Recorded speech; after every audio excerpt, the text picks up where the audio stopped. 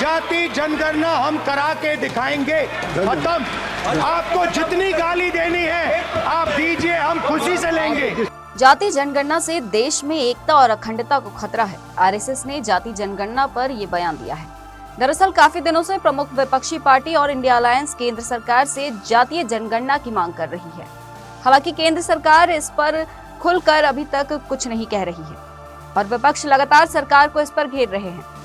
कांग्रेस ने तो यहाँ तक कह दिया कि जाति जनगणना तो जरूर होगी, या आप कराइए या फिर अगले प्रधानमंत्री कराएंगे, लेकिन जातीय जनगणना जरूर होगी।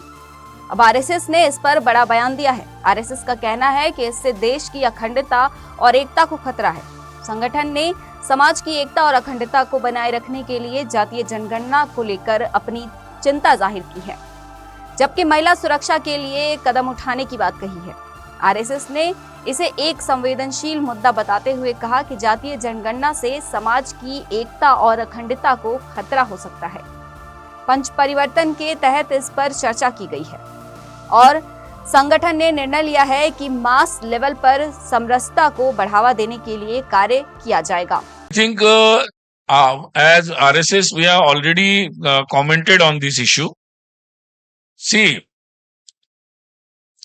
as our society, Hindu society, we have the sensitive issue of our caste and caste relations. That is a very sensitive issue. So, and of course, it is an important issue of our national unity and integrity. So, it should be dealt very seriously, not just on the basis of electioning or election practices or politics. So, I think as RSS think, yes, definitely for all welfare activities, particularly addressing to the particular community or caste which is lagging behind, and so which is the special attention is needed to some communities and caste. So for that, if sometime government needs the numbers, it is a very well practiced. So government needs the numbers, it takes, earlier also it has taken, so it can take it, no problem. But it should be only to address the welfare of those communities and caste. It should not be used as a political tool for electioneering. And so we put the caution line for everyone. राष्ट्रीय स्वयंसेवक संघ ने कहा कि जातीय जनगणना संवेदनशील विषय है। हम मास लेवल पर समरसता को लेकर काम करेंगे। हमारे समाज में जातिगत प्रक्रियाओं का संवेदनशील मुद्दा है और यह राष्ट्रीय एकीकरण के लिए महत्वपूर्ण है।